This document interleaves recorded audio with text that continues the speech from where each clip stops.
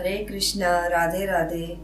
दोस्तों, कल मैंने आपको रमा एकादशी की पूजा विधि, महत्व और तिथि के बारे में बताया था। आज के इस वीडियो में मैं आपको रमा एकादशी के व्रत, कथा और इसका शुभ मुहूर्त पारण समय भी बताऊंगी। दोस्तों, ध्यान से सुनिए। रमा एकादशी व्रत 1 नवंबर 2021 दिन सोमवार को है।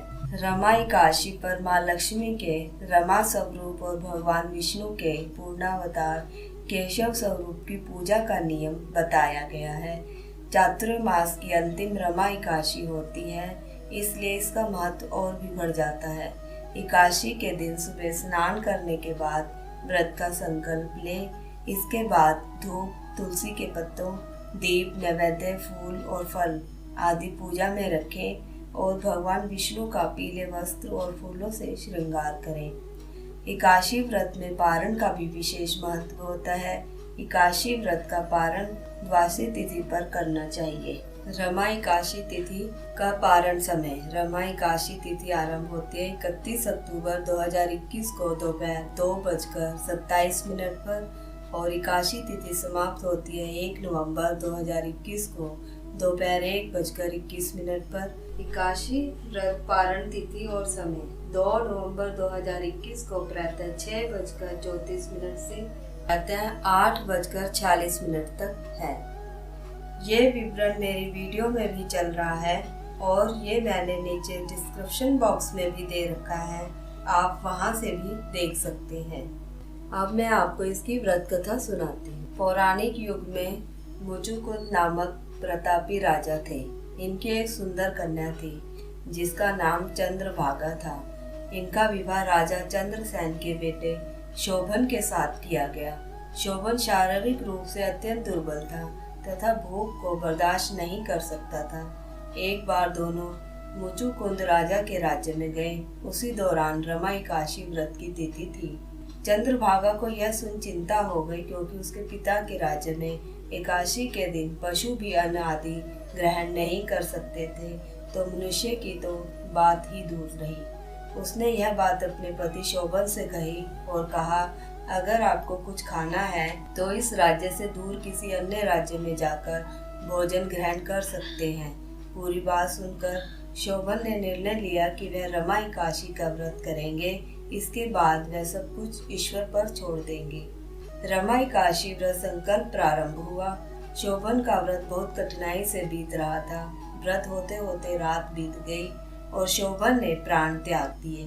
पूर्ण विधि विधान के साथ उनकी अंत्येष्टि की गई और उसके बाद उनकी पत्नी चंद्रभागा अपने पिता के घर रहने लगी। उसने अपना पूरा मन पूजा पाठ में लगाया और विधि के साथ एकादशी का व्रत किया।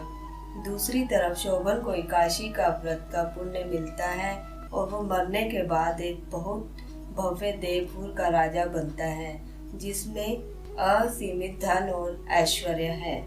एक दिन सोम शर्मा नामक ब्राह्मण उस देवपुर के पास से गुजरता है और शोभन को देख पहचान लेता है।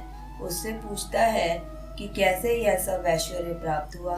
तब शोभन उसे बताता है कि यह सब रमा एकादशी का प्रताप है, लेकिन यह सब अस्थिर है। कृपा कर मुझे स्थिर करने का उपाय बताएं। इसके पश्चात सोम शर्मा उससे विदा लेकर शोभन की पत्नी से मिलने जाते हैं और शोभन के देवपुर का सत्य बताते हैं। चंद्रभागा यह सुन बहुत खुश होती है और सोम शर्मा से कहती है कि आप मुझे अपने पति से मिलवा दो।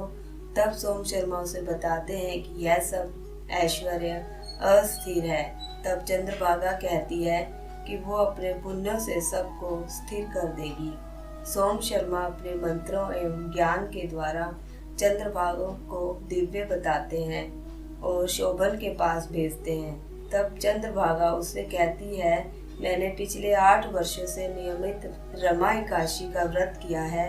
मेरे उन सब जीवन भर के पुण्यों का फल मैं आपको अर्पित करती हूँ।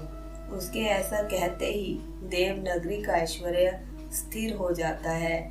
इस प्रकार रमा एकादशी का महत्व पुराणों में बताया गया है। इसके पालन से जीवन की दुर्बलता कम होती है तथा जीवन पाप मुक्त होता है। दोस्तों, इसलिए यह व्रत अवश्य करना चाहिए, क्योंकि इस दिन व्रत करने से माता लक्ष्मी तथा हरि विष्णु बहुत जल्दी प्रसन्न हो जाते हैं और उनकी असीम कृपा और मन के अनुसार फल की प्राप्ति होती है और दरिद्रता भी दूर होती है और घर में धन की वर्षा भी होती है। तो जो भी यह व्रत कर सके वह ये व्रत अवश्य करे। तो चलिए मेरे साथ महामंत्र का उच्चारण करें।